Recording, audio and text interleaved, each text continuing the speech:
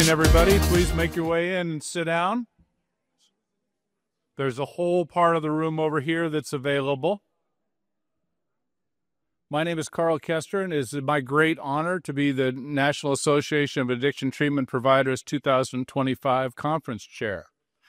I got to this place for a few different reasons. Probably the biggest one is I was born a quarter of a mile from here. And I've never resided more than 10 miles from here. So I've spent my entire life in the greater Seattle area. So welcome to Seattle. I hope that you have had an opportunity to get out in the town and see some of the sights. And for those of you that have been outside and you didn't like the weather, go out again later. It'll be different. And you get a sense of why we drink a lot of coffee, and then you either have Gore-Tex or you stay inside on your computer and write a program, right? Those are the big companies in town. This morning's task got a little more exciting last night. What a wonderful start for our conference and the spirit of our organization. Marvin, the job that you did for us, all those recipients and the excellent work that they have contributed to the lives of others really makes this a special place to be, and our association a special place to be a part of. And so marrying that with what can be an academic experience is a little bit of a challenge. And we want to make sure that the spirit of our organization stays alive through everything we do.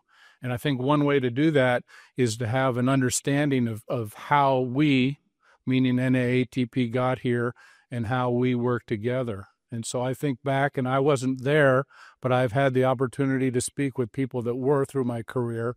And NAATP was born where some residential treatment centers who believed in a biological disease and a spiritual solution came together to improve the services that they provided, to improve the outcome of the individuals that they were trying to help, and in turn, improve the lives of their families and their communities. And it is in that spirit that we gather over 40 years later to continue to build on our foundation and improve in what we do and how we do it. And so there are two main entities that make up the living, breathing NAATP. And that first is our excellent CEO, Marvin Ventrell, our wonderful Chief Operating Officer, Katie Strand. Katie, are you in the room? And an incredible team of professionals that do everything day to day, that all the logistics for this conference. This conference moves around the country. And so getting the rooms right, getting the names right, all the things that are done, coordinating all the speakers, all the travel. We really have a professional team that is beyond match. We're really very lucky. And what is incredibly unique, and why I've been honored for 21 years to be on the board of directors of NAATP, is the board of directors. And before we mention the individuals that are involved there, it is simply, we sometimes struggle with, are we a trade association? What's our purpose? Because we want to make sure that foundation of what we do and how we do it is understood. And so what I've always been comfortable explaining what we are is we're a member organization. And so our members, the organization is a little different, is that our members are then the board members. So the guidance, and at times prior to Marvin's arrival, there were times where the board got involved and made sure this organization stayed alive. Before that, when managed care ravaged our field, it was several members of the board. NAATP was down to 13 members, and they were the board members. So again, it's the membership there represented that makes a difference. And so I want to just touch for a moment on how the 24-member board, which is largely provider organizations, has some supporter organizations functions. It is largely done through committee work. We have over half a dozen committees. All of those committees then provided feedback to the conference committee, to Marvin and Katie and the team, and that's what put together the content for the 2 days that we have left together. And then those board members go back and work in their committees and carry this information forward. So today is not just about our history, but it is about what is working out in the field, what are the challenges that are in the field, what are the ideas of how those challenges can be improved upon, and do we approach all of that with an open-mindedness to do things a little bit differently. So that is the collaboration, that is the community that brings us here today. The board has been an incredible experience for me. My day job is I'm the president and CEO of Lakeside Mountain Recovery Centers, which is a continuum of care throughout the Puget Sound area. We have been NAATP members for almost our entire 40-year existence. It has been my greatest honor to be in the role that I'm in since 2004, and shortly after that, I got to be a board member of NAATP. So for 20 years, my professional mentors have been in the boardroom of this organization. Their willingness to share what works, their willingness to share their challenges, their willingness to share their personal lives is what makes this a great place. It's what makes treatment in the United States of America exceptional. And that is an understanding that we haven't arrived, that we have a goal of progress, not perfection. And to have many of the board members in the room, Marvin introduced us last night. If you haven't had a chance, meet them. If you wish to have a greater involvement or a greater understanding of how NAATP functions, Marvin and Katie are busy for the next day and a half. Talk to a board member. If you're thinking about joining, talk to a board member. If you'd like to be more involved in how the decisions take place, whether that's here in Washington, D.C., talk to a board member. If you're thinking about your organization joining NAATP, talk to a board member. The committee work that we do is not exclusively board members. We want to make sure we have a balance of membership involved as well. So there are all types of opportunities to get involved in the vision and the direction of this organization. And on a personal level, I can tell you there's no better place to be. I touched on the wonderful individuals that we have. We have an exceptional executive committee right now. There is a service mentality, and one of the things that you quickly learn if you're going to be successful on the board of NAATP is you get there to help improve your organization. You realize what a wonderful opportunity is for you as an individual and as a professional, but you also learn that there is a greater need for service to the treatment community, not just your organization. So we have a 5-member team that lives and breathes that. Their availability for Zoom meetings, for travel, for whatever the organization needs is beyond match. And our current leader is an exceptional individual that facilitates the meetings with professionalism and humility, which makes it an open place for everyone to share feedback, and you don't feel left out or like some decisions were made in some back room. It has been a pleasure to work with this gentleman, and at this point, I'd like to call him to the stage and start our annual meeting. Our current board of directors chair, my good friend, Jay Crossan.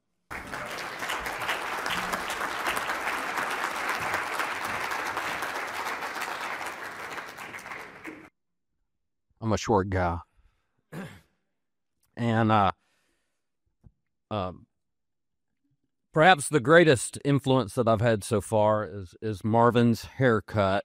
Got him to model after me this past year.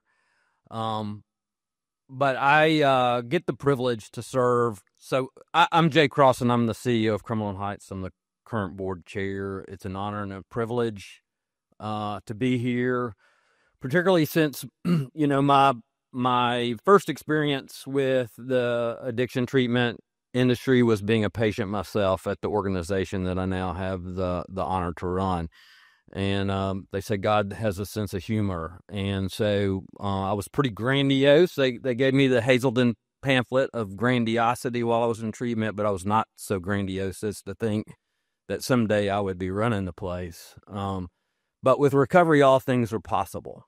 And so that's been my story. I believe that's the story of many people in this room.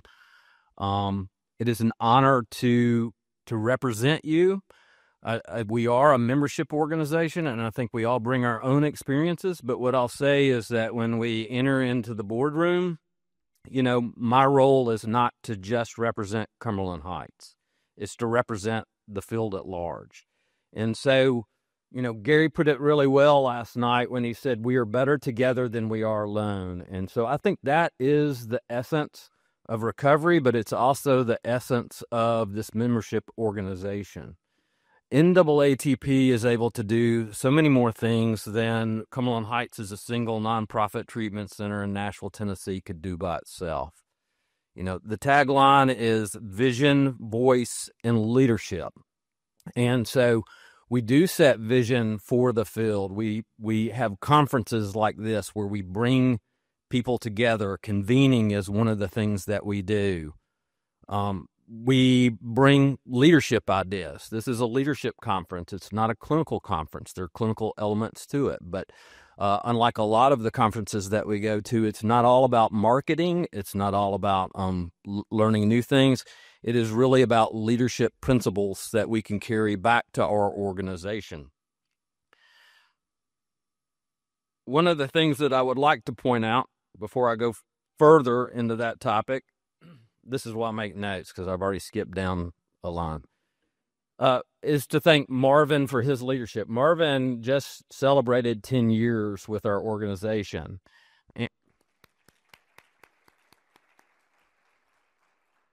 Carl was the board chair that was in charge and was tasked to help find our next leader of the organization.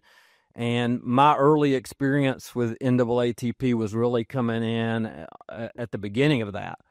I remember I was telling Marvin this, that actually the first NAATP board meeting that I went to, a bunch of board members came up and said, "Hey, come to the board member meeting. You're a board member."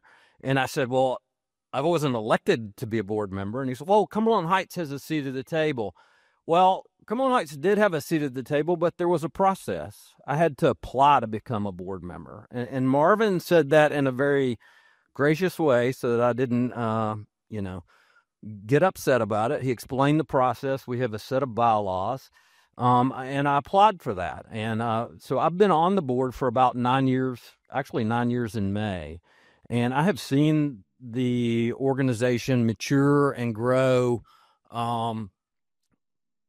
quite a lot during that time. Marvin was the one and only employee, and he's hired a very competent team, and we've expanded the products that we offer to the field. Our advocacy in Washington has grown. The work that Force is doing in proving that treatment works. We all know that treatment works, but in a field of healthcare and science, we need to be able to document and show that in a scientific way. So we've come leaps and bounds in that short time period of 10 years, and I'm excited about the future and where we're going from here, Marvin. So I want to say thank you. Thank you.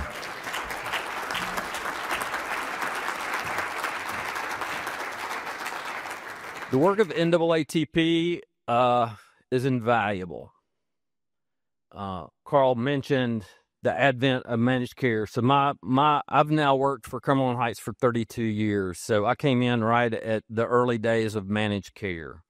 And when I think about the pivotal times that were extremely stressful for this field at large, managed care is the first one that comes to mind for me. We went from all having 28-day treatment programs where we could just send in a bill and we'd get paid for 80% of it, to having a third-party payer tell us, you get 3 days of detox and then you can go to outpatient. So we've come a long way during that time. We lost a lot of providers during the 90s. Other times that have been a challenge more recently to me in my own experience was the pandemic. The pandemic was unprecedented. They did not teach me how to deal with pandemic leadership in my MBA class. And but what kept me going, what gave me faith, was the collaboration and the networking with people in this room. We walked through that uncertainty together. And as I think about where we are today, we are in, and it's cliche, unprecedented change, a great deal of uncertainty. I think last night the House passed a bill that would dramatically cut Medicaid. For some of us in this room, that's an existential threat to your organization. For others, we don't know what will happen with the life-saving vital work that we all do. I invite you to come together in this room, in this place, as part of this organization as we navigate these troubled times together. Again, as Gary said, we are better together than we are alone.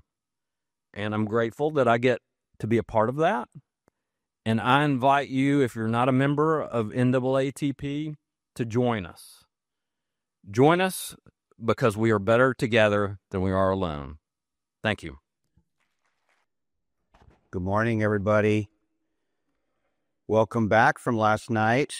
It was a wonderful evening.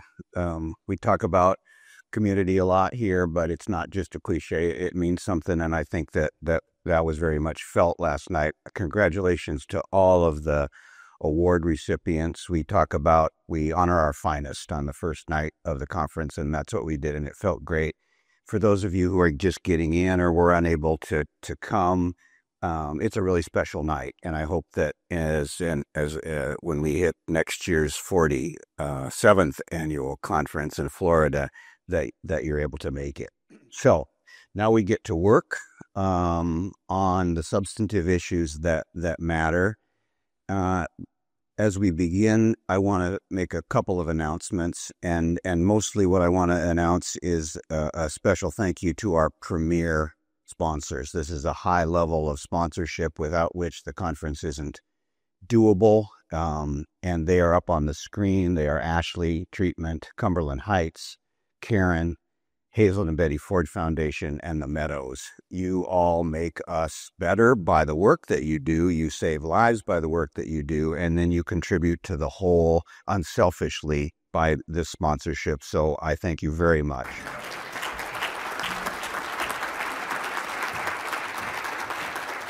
The leadership lunches today, you must be pre-registered. You probably have figured that out by now. It's at 12:30, and it's in the Cirrus Ballroom on the 35th floor.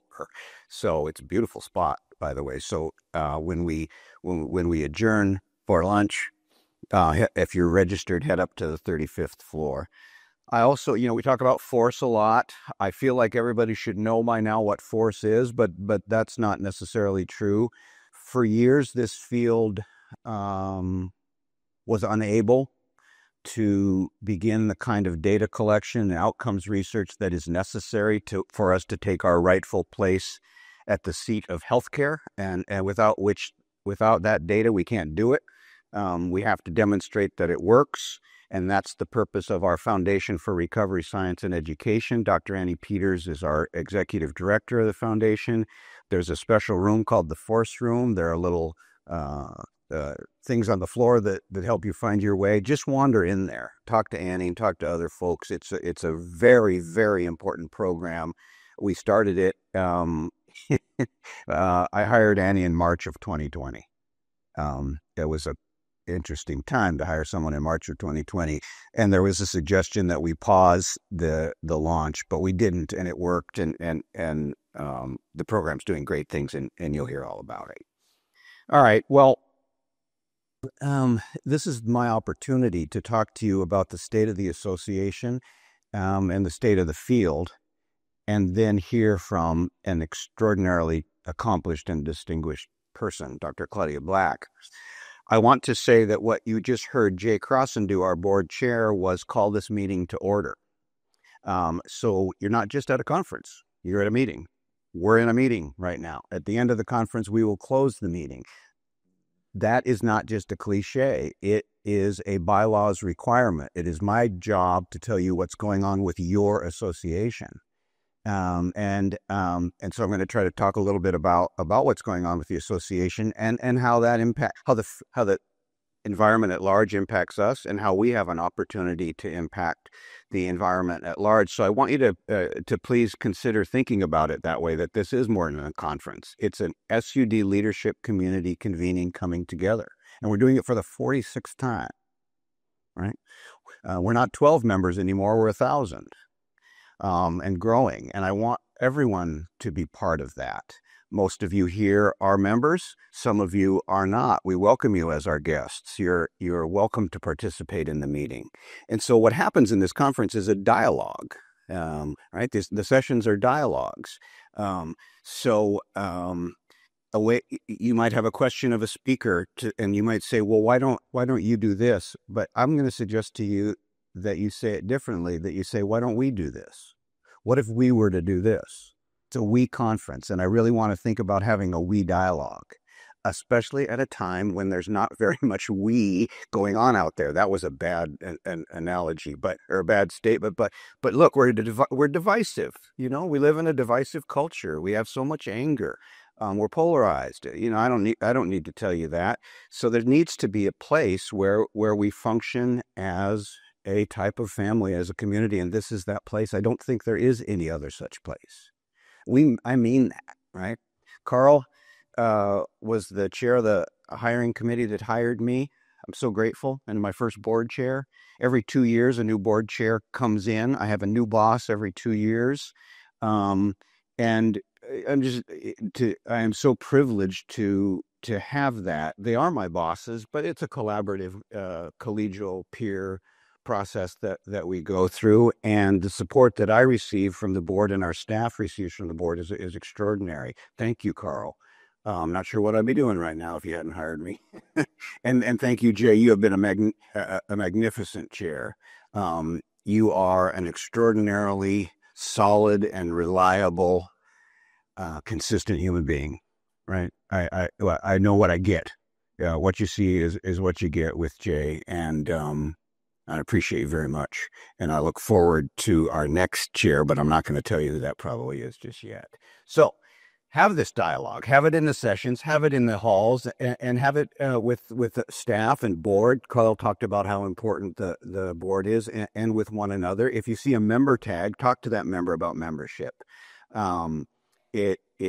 Being part of the solution is a really big deal. Being a lone wolf doesn't work that well. Gary Fisher last night, who is a very sophisticated business mind. He knows how to run a business. He understands that there is competition, has always understood that there is a way to blend competition and collegiality and collaboration. There's plenty of sick people for us to help.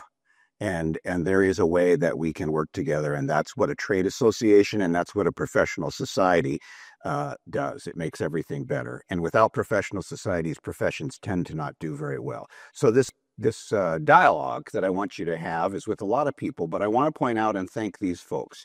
These are the members of NAATP who came forward and served as our conference content planning committee this year. I'm not going to read them all, but I'm going to pause a little bit so that you can see them. And these slides will be in the app.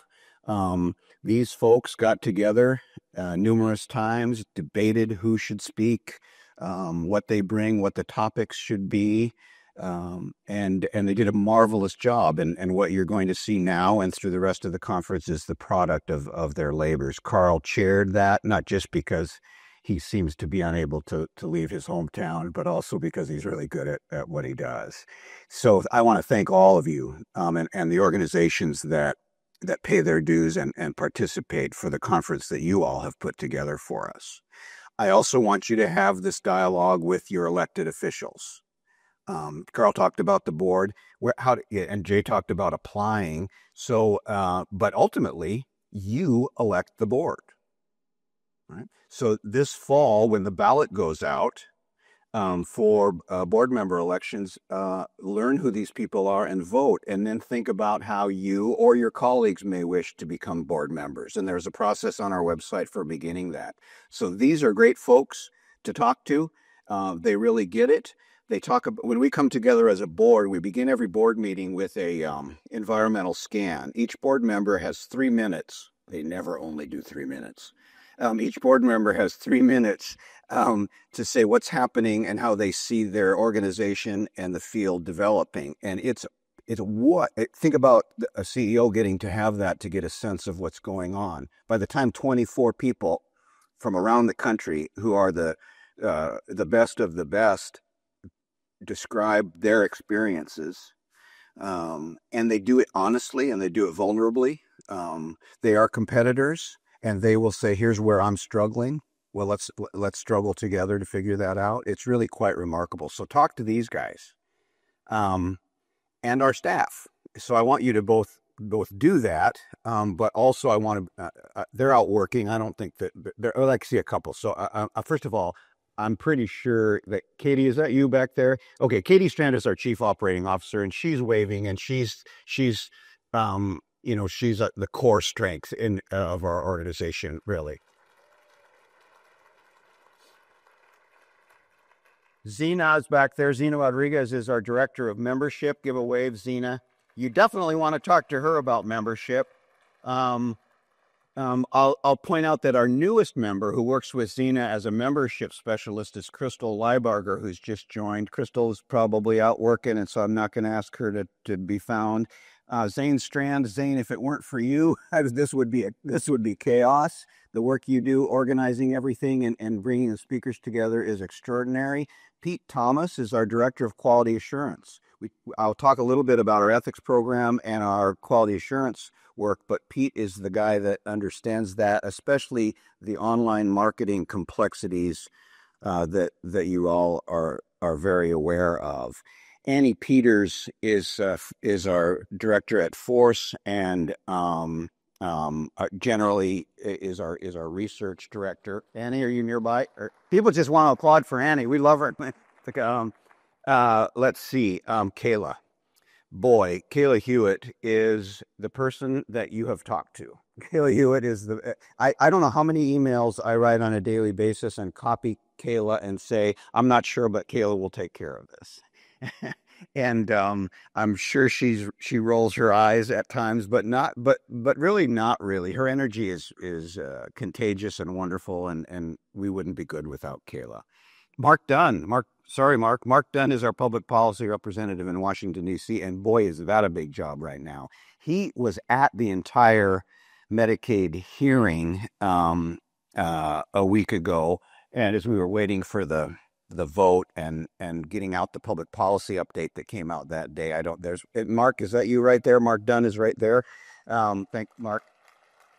Mark's been in Washington for many, many years. There's different kinds of folks that do this work, but the most valuable thing you can have in Washington, D.C. is access, and Mark is an access man, and he's earned that. He is trusted by both sides of the aisle, and he does an amazing job for us and has for many, many years. So thank you, Mark. So this is our team, and we work for you, and you shouldn't hesitate to talk to any of us.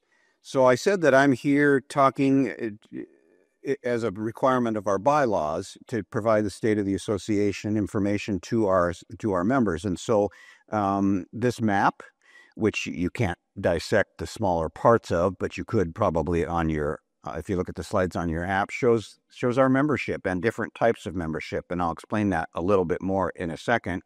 But now we are in our 46th year and we're going stronger, and we're all over the country. But if you know somebody in Wyoming or North Dakota, that's all we're missing, right? We need Wyoming and North Dakota. So let's see if we can get that accomplished. So we are all over the country. The heaviest populations are in the Northeast and South Florida and California, but we're all over the country, including in my hometown of Billings, Montana, where we have a member. So part of what I want to do is celebrate our membership and say thank you for being members and tell you, as you know, that NAATP seal is earned. When you see this seal on a member's website, it means something. It means that they have passed all of the licensing and accreditation requirements, that they are compliant with our ethics code, for which there is a process. It's not simply will you follow this. There is a pledge that is made, and there is a complaint process whereby anyone, the public or colleagues, can issue a complaint if they believe that there's an ethical violation by a NAATP member. Peter Thomas handles those, and we take that very seriously. I will tell you, we don't get very many complaints about our members. We get complaints about non-members, and there's not much we can do about that. We don't have jurisdiction, as it were, over folks outside of our organization, but we do within our organization. We can say, if you want to be a member here, these are the shared values by which we operate, and we don't want to kick you out. We want you to comply. And of course, we started that in 2016, 2017. Many of you remember that one of the large organizations sued us and served me on stage at the DC conference many years ago. Ouch! But you know what? We fought that, and we were right to do so, and we held our ground, and we prevailed. So I want you to feel that this seal is indeed a public declaration of your commitment to excellence, and it really is, and you should be proud to fly the flag of NAATP. If you do, you're in here. This is the addiction industry directory. It is much of what you find at NAATP website is exclusive to members. You pay your dues for a reason, and you get resources as a result of that. But the AID is open to the public. It is a comprehensive directory of your program. It is more detailed in what a customer can see. It is entirely transparent. And people know what they're getting when they find a provider on the addiction industry directory. I will tell you that some of our members, especially the larger ones, have said the SEO and the referrals that we get by virtue of the AID are one of the primary reasons why we are members. And that's great. I think that is clearly a massive benefit. Our job is to make you visible and marketable and profitable. And so I don't generally say that is the reason why we come together, but it's a good reason. And so it's where the good treatment is found. That's what we've tried to do is say, amidst a time of some corruption in the field, bad actors, all of that. Those early days when Google shut down ads, we were part of working that process. And what we have done is create a place where the good providers are found. And I believe that with all my heart. And I think you want to be part of that also. We offer 50 member programs and product offerings. One of the things about membership associations, frequently folks pay their dues, but they don't know everything that they get. And I want you to learn about those things and take advantage of all the membership benefits. There are 50 programs and product offerings, and they're divided into these three areas. Our values, which is our ethics and equity piece, our quality standards, which is our quality assurance guidebook and the Foundation for Recovery Science and Education, and our advocacy agenda. Our advocacy agenda, what we believe in, what we believe in is listed on our site, and our political action committee in Washington is the only PAC in Washington specifically focused on substance use disorder. And so it is those three prongs that within which all of our work falls. So one of the things about a we dialogue is that it's very difficult to have unless you start with some common ground. And so we have established that common ground with the Quality Assurance Guidebook. This is a second edition. There's a lot of information on here, but it describes our mission, vision, values, and sets the core competencies of running an addiction treatment program. Nobody had done that. And so we took it on, and we have described what we believe, all of our members believe, are the core competencies of addiction treatment. Professions who function at a high level function with core competencies, and these are yours. These are ours. They're divided within these 12 competencies with guidelines under each competency and a implementation and a commentary and implementation information. And what all members of NAATP do is agree to aspire to these core competencies. So I encourage you to become a member and take a look at this. It's what grounds our dialogue. Foundation for Recovery Science and Education, the Force Room. I already mentioned that. Annie will present today in a workshop and tomorrow in a general session on what Force has accomplished. It's quite extraordinary. Right now, 130 treatment centers are part of the data collection process. Imagine how much data is coming in from 130 treatment programs. We want you to be a data site. This is unprecedented work. It's providing us with information and findings that we have never had, and we are currently studying 300,000 unique patient episodes within that. And so it's a big deal, and Annie will talk more about it. I'm charged with giving you a little bit about the association, which I hope I just did, but I'm also asked to say something about our larger environment. And so I'm going to try to say something valuable about the state of our national welfare.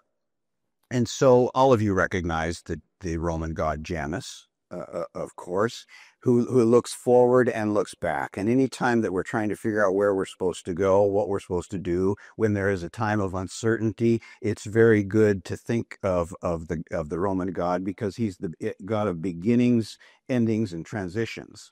So I'm not sure if we're in beginning or ending or transition, but we're somewhere in there. And let's take a minute and think about that. So a year ago, NAATP National 2024, I gave a talk that included Elmo, because how can you give a talk that doesn't include Elmo? But you may recall that Elmo had had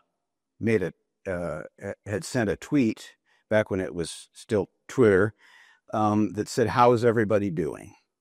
And there was a national outcry, not an outcry, there was a national response of, "Not very well, Elmo. Life's hard right now." It was really quite an extraordinary thing. So I talked about that in the context of also the poem Slouching Toward Bethlehem and Joan Didion's work in the 1960s about the center not holding. It is critical during times of difficulty, of challenge, that we think about the need to hold the center, and we need to know what our center is.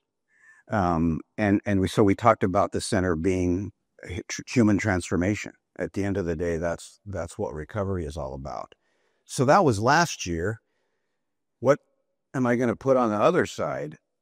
I wondered, and this is all I came up with, that we are somewhere. And this isn't just flippant. This is what people, I talk to members all the time. It's critical that I do so, and I visit whenever I can. But some members describe the current working environment as chaos, and others as uncertainty. And so somewhere in there, we are trying to do our job. And it's a tough job, because the addiction crisis in America is unabated. I'll just quickly remind everybody that during COVID, it was exacerbated. We went from in the 20 millions who qualify, who meet the criteria for a substance use disorder, to nearly 50. We know the lethality of opioids kills as many as 300 people a day. Imagine that. And we've seen this massive increase in alcohol deaths. People have turned to alcohol in a way that they haven't as a population. People who did not misuse alcohol began to misuse alcohol in a really big way. And if you put it all together, all substances, including alcohol, we're talking about 800 people a day. That's pretty awful. Overdose deaths, or what we call overdose deaths. It is interesting, as I've noted, that there is some promising decline in certain areas in overdose deaths, opioid overdose deaths in particular, that are clearly attributable to harm reduction programs. We ideologically struggle a little bit as treaters with harm reduction, but look, I say callously, you can't treat dead, and so keeping people alive is our first job, and harm reduction plays a really important role in that. So we've got all of this, but we also know that most of these people don't get treatment. 85% of the people don't get treatment. So as we move forward, I want to suggest to you that these are the leadership objectives that we are embedded in. These are the things that we will talk about for the next 2 days. These are the things that we will talk about for the next year. And this is a crowded slide, but again, it will be in your materials. And this is me based on what you all tell me, and I believe to be pressing issues. We are in a time where we need to reconcile a medical model with 12-step facilitation, and I will tell you it is entirely reconcilable. We just have to get it done. We have to find pharmacological best practices, and we have to use those best practices. We talk about opioid medication as the gold standard. Sometimes people argue about that. It is the gold standard for keeping people alive. We also see interesting data coming out on off-label prescriptions, and GLP-1 has shown some real efficacy. I've already mentioned reconciling harm reduction and recovery. We have to focus again on the unique role of residential treatment in this work. Residential treatment needs to stay. Residential treatment has a unique and special role. It is not required for everybody. It's not a one-size-fits-all model. This organization embraces the entire continuum of care, but residential treatment plays a critical role. And by the way, Jay, they gave me the grandiosity pamphlet also. That and perfectionism, just in case you can't read me, that's pretty much how that works. Okay. I see Deb from Optum sitting over here quietly, head of behavioral health at Optum. Deb is a wonderful colleague of ours and participates in the dialogue. How do payers and providers come together to determine what are value-based care measures, right? We talk about value-based care, but it's a meaningless proposition unless we have agreed upon measures. And there are lots of measures. Insurers, payers are very interested in claims data, and claims data is critically important, but we also need to look at patient-reported outcomes in terms of overall wellness, which is very much what FORCE is about. Thank you, Deb. You're always here for good dialogue, and you bring good, fair energy, and I appreciate you. Let's not forget that there is this thing called social determinants of care. And it, where you sit in our society determines very much whether you will get and what kind of care you'll get. And that's certainly true in our field. And we need not pretend otherwise. The business entities that were once, we talk about the early days of this work in the 70s, and it was pretty much a lot of very small, not-for-profit programs that would fit within the Minnesota model. That's not really the case anymore. We have all kinds of entity models, and they all have a place, not for profit, for profit, and the unique role of private equity. Resourcing our field is needed. Resourcing it with good regulatory and value-based practices is also important. We have many strong, high-quality programs within NAATP who are private equity funded. It's critical that, Gary Fisher talked about where we come from, but where we go depends on developing the next generation of leaders in our field, and we focus on that. We also focus on becoming co-occurring responsive. Dr. Black's going to talk about trauma. How well does our organization treat co-occurring? Because it's critical. We have to build a better culture and an effective culture of ethical marketing. And so we work on that. And then the last piece is retaining Medicaid. Both in the Affordable Care Act, behavioral health and substance use disorder must remain essential healthcare benefits as they are, and we must work hard to retain Medicaid. This is life and death on a large scale. If Medicaid is not continued, you'll click on the NAATP Public Policy Update page and see those. If you're not in the membership loop, you will receive public policy updates from Mark and our Washington folks every week or so. So where do we go from here? Well, we go to work. We do it with really good tools. We have more tools than we've ever had before. We work together. We function under a shared value system of core competencies. We study the data, and we pay attention to the road signs. We pay attention to what's happening. And I want to point out what I believe to be two juxtaposing but reconcilable trends. The first is that addiction is reaching the doctor's office. There is a study that just came out in April. It's a solid study. This is a rigorous scientific study published in the New England Journal of Medicine that shows that 20 to 30% of patients at primary care had an unhealthy alcohol use condition. Whether it was substance use disorder or not, it was described as unhealthy alcohol use, and that is not why they went to the doctor.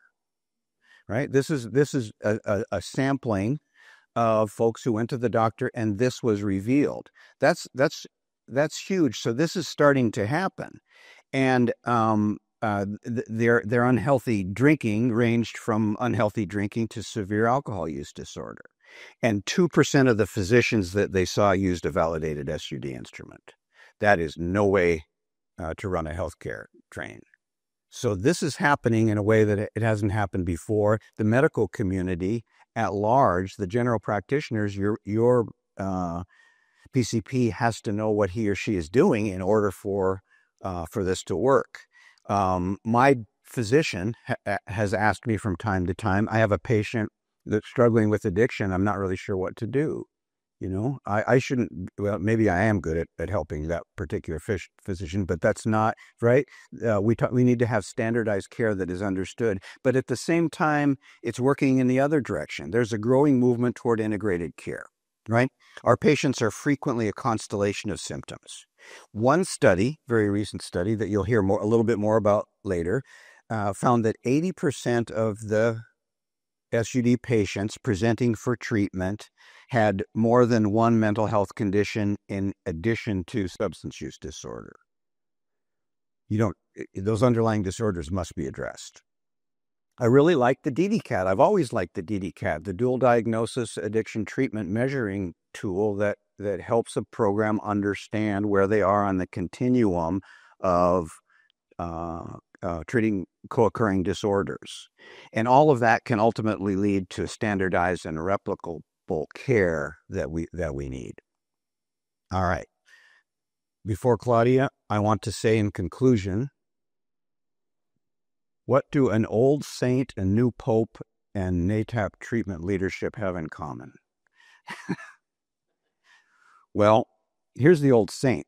St. Augustine. St. Augustine was a philosopher, one of Western civilization's greatest philosophers in the 4th century, and his writings had a lot to do with, shockingly, the time-space continuum, how time moved. Imagine that in the 4th century. But really what he was helping us and others understand is how we navigate challenging times. St. Augustine. Well, the new pope's an Augustinian priest. There are only 3,000 Augustinian priests. The Catholic Church has orders, Jesuits, etc. And the Augustinians are few, but they follow that tradition of learning how to find one's core in challenging times and make good decisions. And so here we are, us. This is a picture from the last conference, operating with shared values. And so what do we have in common? We share a truth and an obligation. The Latin is no sumus tempora, which of course everyone knows what that means. But here's what it means.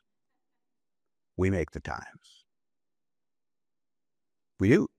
Nobody knows more about this than we do. Nobody cares more about this than we do. Nobody has greater influence than we do. We make the times. We are not victims to the times. And so as we move forward, let's be those times. Thank you.